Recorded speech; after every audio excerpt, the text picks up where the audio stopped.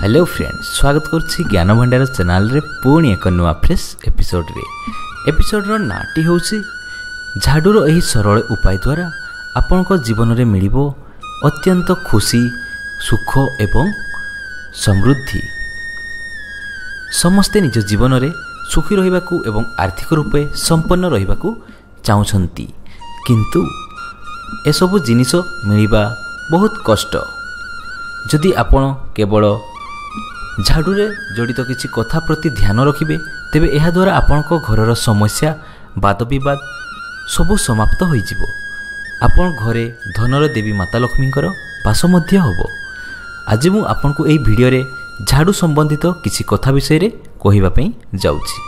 तो चलंतु जानिबा झाड़ू सहित जड़ित किसी गुप्त कथा।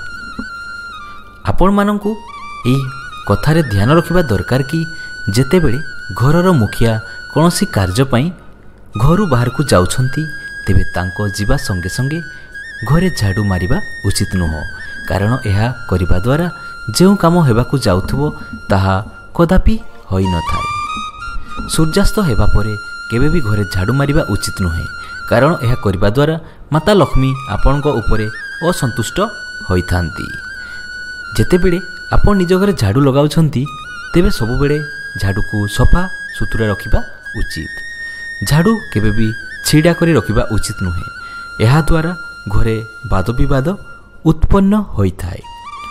झाड़ू को केबे भी गोड़ मारिबा उचित नुहे, कारण झाड़ू रे माता लक्ष्मींकर वास होइथाए। झाड़ूर एही सहज उपाय द्वारा निज जीवन को करंतु सुखमय। तो चलंतु जानिबा कौन सी उपाय। निज जीवन सुख समृद्धि पाई माता लक्ष्मी को प्रसन्न करने उचित। एथिपाई आपन को कौनसी भी एक मंदिर रे ब्रह्म मुहूर्त रे 3टी झाड़ू चुपचाप दान करने उचित। किंतु एही समय रे आपन को मु जो कथा कहबी ता प्रति ध्यान रखिबा उचित। झाड़ू दान करने समय रे शुभ मुहूर्त देखि नियंतु। जदि सही दिन कौनसी शुभ जग किंबा पर्वपर्वाणी अछि तेबे एही दानर महत्व अत्यंत बढ़ी जाई थाए।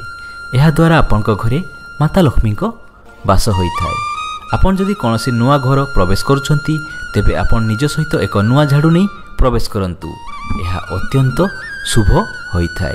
तो जानिले तो झाड़ूर एही सरल उपाय द्वारा आपनक जीवन में आसीबो खुशी मिलिबो सुख समृद्धि। आशा करछि आपनको एही छोट वीडियो भल लागिथिबो। जदि भल लागले निहाती गोटे लाइक करिवे, आ ए पर्यंत जदि हम चैनल सहित जोड़ी होइनता हम चैनल को सब्सक्राइब करिवे। धन्यवाद।